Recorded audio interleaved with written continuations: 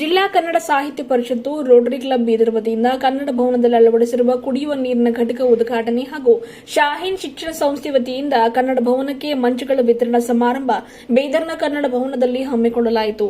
Rotary ಕ್ಲಬ್ನ ಅಧ್ಯಕ್ಷರು ಸೋಮಶೇಖರ್ ಪಾಟೀಲ್ ಹಾಗೂ ಶಾಹೀನ್ ಶಿಕ್ಷಣ ಸಮೂಹ ಸಂಸ್ಥೆಯ ಅಧ್ಯಕ್ಷರಾದ ಅಬ್ದುಲ್ ಖದೀರ್ ಅವರು ರಿಬ್ಬನ್ ಕತ್ತರಿಸುವ ಮೂಲಕ ಕುಡಿಯುವ ನೀರಿನ ಘಟಕದ ಉದ್ಘಾಟನೆ ಮಾಡಿದರೆ, ಶಾಹೀನ್ ಶಿಕ್ಷಣ ಸಂಸ್ಥೆ ವತಿಯಿಂದ ಕನ್ನಡ ಭವನಕ್ಕೆ ಹಸ್ತಾಂತರಿಸಲಾದ ಮಂಚಗಳ ಉದ್ಘಾಟನೆಯನ್ನ ಶಾಹೀನ್ ಶಿಕ್ಷಣ ಸಂಸ್ಥೆಯ ಅಧ್ಯಕ್ಷರು ಹಾಗೂ ಜಿಲ್ಲಾ ಕನ್ನಡ ಸಾಹಿತ್ಯ ಪರಿಷತ್ನ ಜಿಲ್ಲಾಧ್ಯಕ್ಷರಾದ ಸುರೇಶ್ ಚನ್ಶೆಟ್ಟಿಯವರು ಇಬ್ಬರೂ ಸೇರಿ ನೆರವೇರಿಸಿದರು. ರೋಟರಿ ಕ್ಲಬ್ ಮಾಡದೇ ಇರುವ ಸಮಾಜಮುಖಿ ಕೆಲಸಗಳೇ ಇಲ್ಲ, ಆಡು ಮುಟ್ಟದ ಸೊಪ್ಪಿಲ್ಲ ಎನ್ನುವ ಹಾಗೆ ಎಲ್ಲಾ ಕ್ಷೇತ್ರಗಳಲ್ಲಿ ರೋಟರಿ ಕ್ಲಬ್ ತಮ್ಮ ನಿರಂತರ ಸೇವೆಯನ್ನು ನೀಡುತ್ತಾ ಇದೆ ಎಂದು ಜಿಲ್ಲಾ ಕನ್ನಡ ಸಾಹಿತ್ಯ ಪರಿಷತ್ನ ಜಿಲ್ಲಾಧ್ಯಕ್ಷರಾದ ಸುರೇಶ್ ಚನ್ಶೆಟ್ಟಿಯವರು ಮಾತನಾಡಿ ತಿಳಿಸಿದ್ದಾರೆ. ಮುಂದುವರೆದು ಮಾತನಾಡಿದ ಅವರು, ಈ ಅವಧಿಯ ಅಧ್ಯಕ್ಷರಾದ ಸೋಮಶೇಖರ್ ಪಾಟೀಲ್ ಹಾಗೂ ಕಾರ್ಯದರ್ಶಿಯಾಗಿರುವ ಕೃಪಾ ಸಿಂಧು ಪಾಟೀಲ್ ಅವರು ಬಹಳ ಉತ್ಸಾಹದಿಂದ ತಮ್ಮ ತಂಡದೊಂದಿಗೆ ಪದಾಧಿಕಾರಿಗಳೊಂದಿಗೆ ಸಮಾಜಮುಖಿ ಕೆಲಸಗಳನ್ನು ಮಾಡ್ತಾ ಇದ್ದು, ಅದರ ಒಂದು ಭಾಗವಾಗಿ ಮುಂದುವರೆದ ಭಾಗವಾಗಿ ಇವತ್ತು ಕನ್ನಡ ಭವನ ಹಾಗೂ ಬರಿದ ಶಾಹಿ ಉದ್ಯಾನವನದಲ್ಲಿ ಶುದ್ಧ ಕುಡಿಯುವ ನೀರಿನ ಘಟಕವನ್ನು ಅಳವಡಿಸಿದ್ದು ಅದರ ಉದ್ಘಾಟನೆಯನ್ನ ಮಾಡ್ತಾ ಇದ್ದಾರೆ ಎಂದರು. ಇನ್ನು ಬೀದರ್ನಲ್ಲಿ ಶಿಕ್ಷಣ ಕ್ರಾಂತಿ ಮಾಡುವ ದಿಸೆಯಲ್ಲಿ ಸಾಗುತ್ತಿರುವ ಶಾಹೀನ್ ಶಿಕ್ಷಣ ಸಂಸ್ಥೆ ಅಧ್ಯಕ್ಷರಾದ ಡಾಕ್ಟರ್ ಅಬ್ದುಲ್ ಖದೀರ್ ಅವರು ಕನ್ನಡ ಭವನಕ್ಕೆ ಈ ಹಿಂದೆಯೇ ಅಧ್ಯಯನ ಕೇಂದ್ರ ಸ್ಥಾಪಿಸಲು ಸಹಕರಿಸಿದ್ದಾರೆ. ಅದೆಷ್ಟೋ ಗ್ರಾಮೀಣ ಭಾಗದ ವಿದ್ಯಾರ್ಥಿಗಳು, ಹಾಸ್ಟೆಲ್ ವಿದ್ಯಾರ್ಥಿಗಳು ಈಗಾಗಲೇ ಇದರ ಲಾಭ ಕೂಡ ಪಡೆದುಕೊಳ್ತಾ ಇದ್ದಾರೆ. ಇದು ಬಹಳ ಖುಷಿಯ ಸಂಗತಿಯಾಗಿದೆ. ಇನ್ನೂ ಒಂದು ಹೆಜ್ಜೆ ಮುಂದೆ ಹೋಗಿ ಕನ್ನಡ ಚಟುವಟಿಕೆಗಳಲ್ಲಿ ಭಾಗವಹಿಸಿದ ಬಹುತೇಕರಿಗೆ ಬೀದರ್ಗೆ ಬಂದಾಗ ಹಿರಿಯರಿಗೆ ತಂಗಲು ಸ್ಥಳದ ಕೊರತೆ ಇರ್ತಾ ಇತ್ತು. ಇನ್ನು ಅದೆಷ್ಟೋ ವಿದ್ಯಾರ್ಥಿಗಳು ಪರೀಕ್ಷೆಗೆಂದು ಬೀದರ್ಗೆ ಬಂದ ಸಂದರ್ಭದಲ್ಲಿ ದೂರದ ಊರಿನಿಂದ ಬಂದು ಹೋಗಲು ಸಮಸ್ಯೆಗೀಡಾಗ್ತಾ ಇದ್ರು. ನೆಂಟರು ಲಾಡ್ಜ್ ಮೊರೆ ಹೋಗ್ತಾ ಇದ್ರು. ಅಂತಹವರ ಅನುಕೂಲಕ್ಕಾಗಿ ಡಾಕ್ಟರ್ ಅಬ್ದುಲ್ ಖದೀರ್ ಅವರ ಸಹಕಾರದೊಂದಿಗೆ ವಾಸಗೃಹ ತಂಗುದಾಣದ ವ್ಯವಸ್ಥೆಯನ್ನ ಕನ್ನಡ ಭವನದಲ್ಲಿ ಮಾಡಲಾಗಿದೆ ಎಂದರು. ಇವತ್ತು ಶಾಹೀನ್ ಶಿಕ್ಷಣ ಸಂಸ್ಥೆ ವತಿಯಿಂದ ಮಂಚಗಳ ವಿತರಣೆಯನ್ನ ಮಾಡಿದ್ದಾರೆ ಎಂದರು.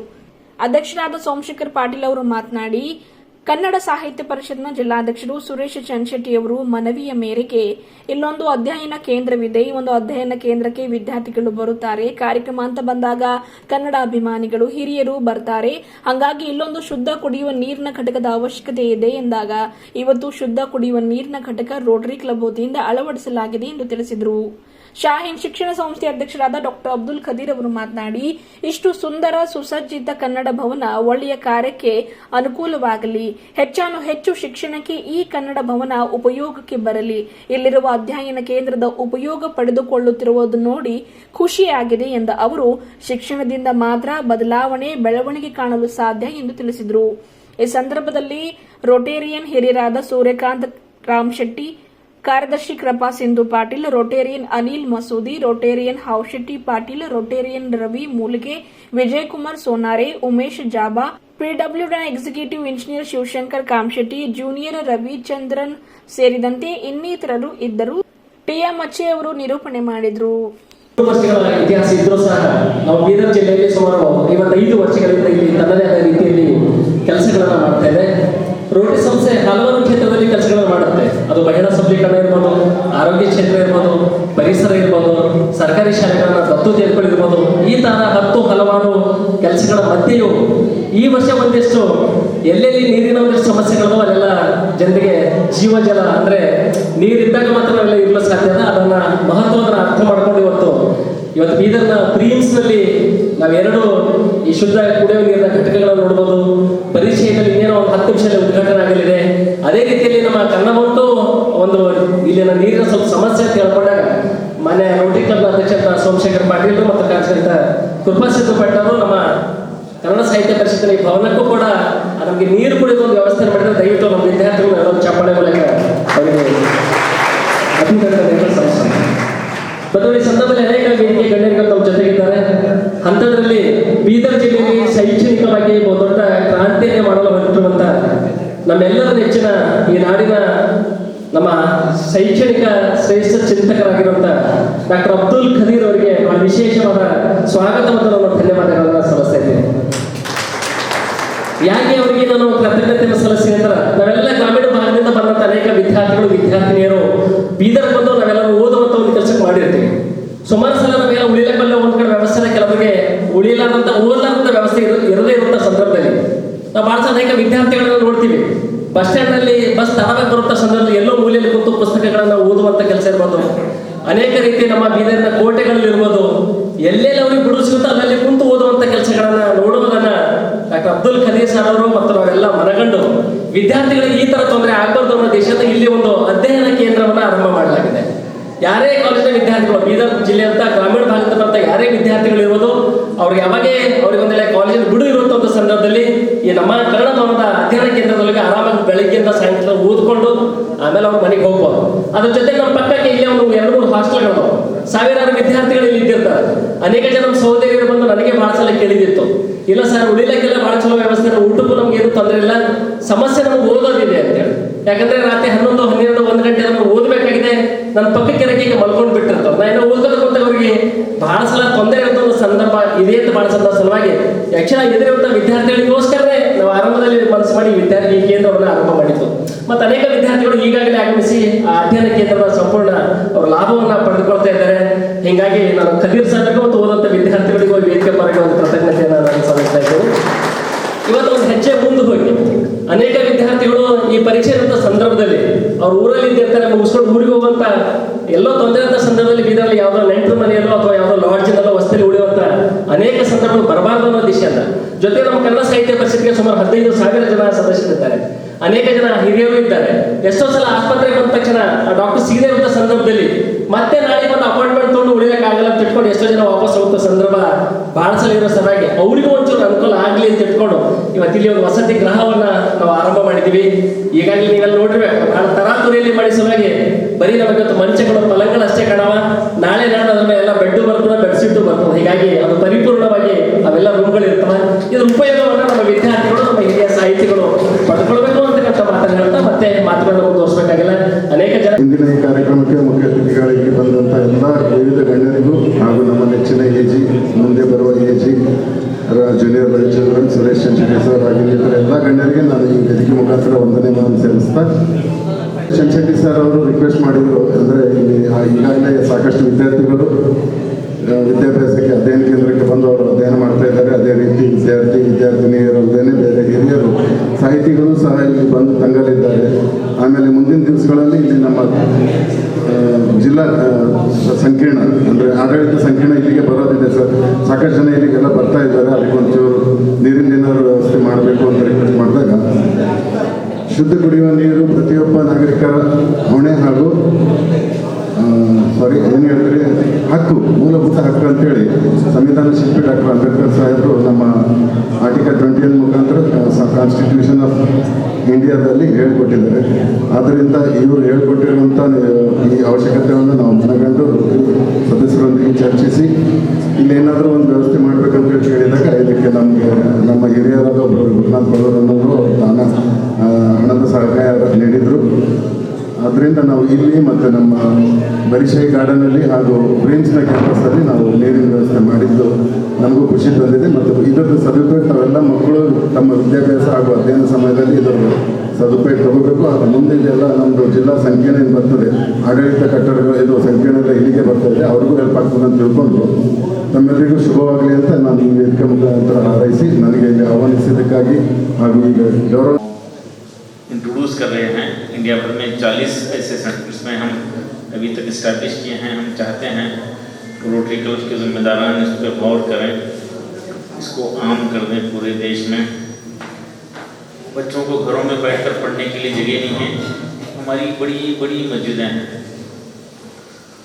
बड़े बड़े मठ हैं और ऐसे भवन, कड़ा साहित्य परिषद का ये भवन आसानी से नहीं बना, इसके ऊपर बड़ी मेहनत हुई है। जानता हूँ 15 साल से स्ट्रगल कर रहे हैं। हर्षता के ज़माने में काफ़ी मेहनत हुई है, लेकिन ये बन गया है। इसका यूज़ होना चाहिए, एक इंच इसका यूज़ में आना चाहिए। ये हमारे इंजीनियर हजरात जानते हैं कि यूज़ कैसा करना चाहिए, कितनी मेहनतों से ये चीज़ें बनती हैं। मुझे खुशी है कि यहाँ पर हमारी पहली बेटियों के लिए हम बैठ के सेल्फ स्टडी के मौका प्रदान किए हैं। मैं ये जानता हूँ कि हॉस्टल्स में डिस्टर्बेंसेस होते हैं, बातचीत करते हैं, रात में 11-12 बजे तक 2 बजे तक अननेसेसरी डिस्कशन होते हैं और टाइम वेस्ट होता है। अगर आप लोग इसका सही इस्तेमाल करेंगे तो मैं ये सारी बिल्डिंग में वैसे फर्नीचर लगा दूँ, और जब कभी भी फंक्शन हो जाए इसको फोल्ड करके आसानी से मूव किया जा सकता है। हमारी एक एक बच्ची बड़ी इम्पोर्टेंट है, एक एक बच्चा इम्पोर्टेंट है, और ये यकीनन बीदर डिस्ट्रिक्ट के हैं, आतराफ के हैं। आप लोगों की इंफॉर्मेशन के लिए मुझे ताज्जुब हुआ, जो रिसेंट नीट का रिजल्ट आया है, मैं हैरान हूँ। रूरल के, गांव के गवर्नमेंट स्कूल के बच्चे, कन्नड़ मीडियम के बच्चे लीड कर रहे हैं, और छोटे छोटे गांव में एक घर में 2-3 डॉक्टर बने। मैं हैरान था, परसों हिल स्टेशन प्रोग्राम था, एक के बाद एक आ रहा है, कहाँ के हैं, औरात के हैं, औरात के ऊपर से गाँव के हैं, वहाँ के हैं, छोटे गाँव के हैं, गवर्नमेंट रेसिडेंशियल स्कूल के हैं, गवर्नमेंट कन्नड़ मीडियम स्कूल के हैं, छोटे गांव के हैं। उनको मौका मिल रहा है, वो आज गांव को, समाज को, घर को बदलने की एबिलिटी उनमें आ रही है। आप बड़ी इम्पोर्टेंट हैं, यहाँ आए हैं हॉस्टल में, खूब पढ़िए, मेहनत कीजिए, अपने आप को बनाइए, फिर समाज को कंट्रीब्यूट करने वाले बनिए। जब तक आप चेंज नहीं होंगे हमारे देश में चेंजेस नहीं आएंगे। ये जनरेशन की सब कुछ है हमारे लिए, ये बदलेंगे तो समाज को बदल के रख देंगे, और हमारे देश को दुनिया का सुपर पावर जो पहले था फिर से बनाने में आपका कंट्रीब्यूशन होगा। आपको मैं मुबारकबाद दूंगा सुरेश चंद्र को। और आज वो ग्रेट रिकॉर्ड लगाए हैं, वो बता रहे थे कि कन्नड़ साहित्य परिषद के मेंबर बहुत ज़्यादा मेंबर हैं, वो इधर आते हैं, 1 दिन के 2 दिन के लिए आते हैं, रात में रुकने के लिए उनको तकलीफ है, चलिए यहाँ पे 15 बैठे हैं। अगर वो फुल हो रहे हैं, लोग उसका बेनिफिट लें, और उसको एक्सटेंड करेंगे। ये कन्नड़ साहित्य परिषद का जो ये मॉडल है कर्नाटक में, इसको फैलाने की कोशिश कीजिए। आप आने वालों को बताइए, हर जगह ये काम करना चाहिए। काम कोई अकेले नहीं कर सकता, समाज मिलकर ये काम करना है, सारे लोग मिलकर ये काम करना है। इलिटरेसी एक बहुत बड़ा मसला है, बच्चे ड्रॉप आउट हैं, तो समाज मिलकर उसको आगे बढ़ाने की कोशिश करेंगे। हम एक प्रोग्राम, एक स्कीम इंट्रोड्यूस किए थे, उसका नाम है CARES, community aid and response towards educational support. ये हमारी स्कीम है, लॉकडाउन के बाद इसको अनाउंस करे थे।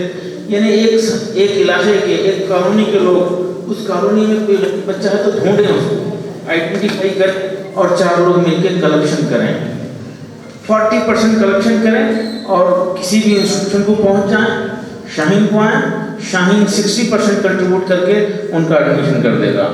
और ये सिर्फ शाहीन नहीं बल्कि बीदर का हर इंस्टीट्यूशन इसको एग्री करेगा। हमारा अगर अप्रोच ठीक हो, बीदर का वो सबसे कमर्शियल इंस्टीट्यूशन है वो भी एग्री कर लेगा। हम कम्युनिटी का कंट्रीब्यूशन हो जाए, कम्युनिटी इस मामले में इन्वॉल्व हो जाए, तो हमारे देश का कोई बच्चा भी ड्रॉप आउट नहीं होगा। ये बन जाएंगे तो हमारा समाज बन जाएगा। इसके लिए आप कोशिश कीजिए।